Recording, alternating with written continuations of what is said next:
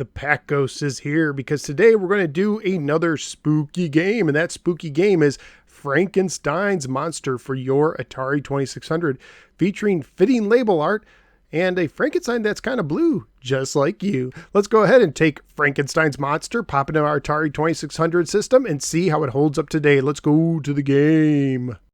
Frankenstein's Monster was published by Data Age and carries a copyright year of 1983. It is believed to be the last Data Age game released for the 2600. It is unknown who the programmer was. According to the manual, it is a cold and dark night. In order to save the village, you must make your way to Dr. Frankenstein's castle to prevent him from completing his creation by building a barricade around his monster.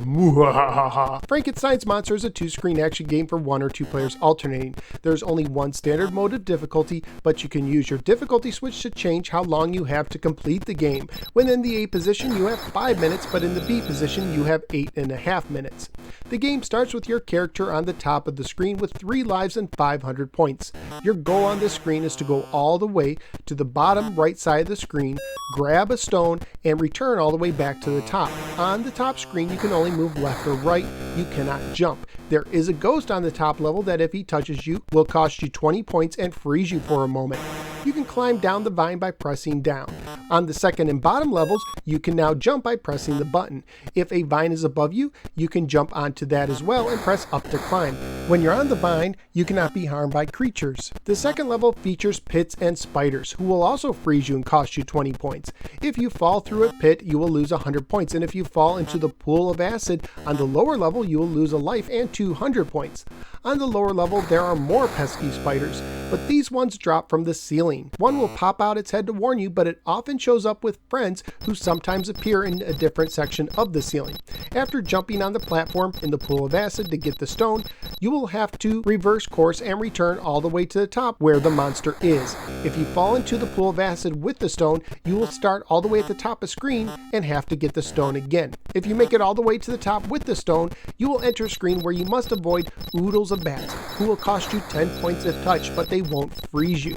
If you touch one of the 2 posts on either side of the monster, you will add your stone to the wall, earn 500 extra points, and return to the first screen, but this time with added challenges including more spiders, larger spiders, smaller platforms, moving platforms, and disappearing platforms.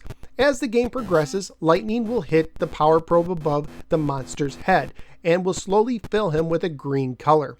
In order to beat the game, you must build a wall around him with a total of 6 stones before it fills up. Doing so will end your game in victory with extra points awarded based on how quickly you beat the game. If you lose all 3 of your lives, or if the monster fills up before you complete the wall, your game will end with Frankenstein's monster breaking loose, stomping towards you on the screen. Graphically speaking, I think the game looks pretty good with a lot going on the first screen. Admittedly, the monster could have looked a bit better. When I was playing the game, I asked my wife if she could identify who the character on the screen was, but she couldn't. It might be because he almost looks more like a robot at times, but personally I think he looks good enough and really likes it when he breaks free, almost coming through your screen. And I enjoyed both the music and sounds in the game as well. Family friendly wise, you do have spiders, bats, and the monster, but my guess is most people will find it pretty tame. At the time I researched on eBay, loose copies were going for anywhere from $10 to $38. There was also a complete version where the seller was asking for $70, but there had been no buyers at that price, and those prices include shipping.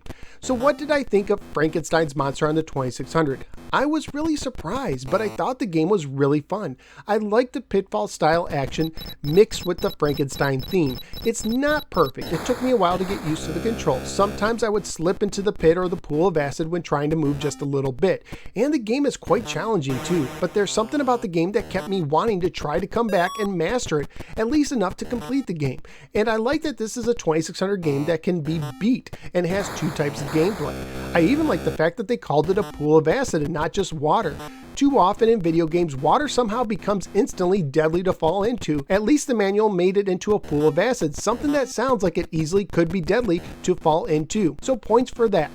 But what it comes down to in the end is this game is just surprisingly fun to play. So where am I going to rank Frankenstein's Monster? Well, guess what? It's going into the top 10. I won't put it ahead of California Games at 8, but I'd actually rather play another round of this game over the also fun Battlezone at 9. So out of the 99 games I've ranked on the 2600, Frankenstein's Monster is stomping into the 9 position. Frankenstein's Monster is a hidden gem on the 2600. So what do you think of Frankenstein's Monster on the 2600? Whether you agree or disagree with me, feel free to let me know in the comments below. Also, feel free to click the like and subscribe buttons. If you'd like to support the show, you can do so at Patreon. Just go to patreon.com/NoSwearGamer for more information. I'm also a member of the Retro Junkies Network. You can find more retro podcasts and videos at theretrojunkies.com.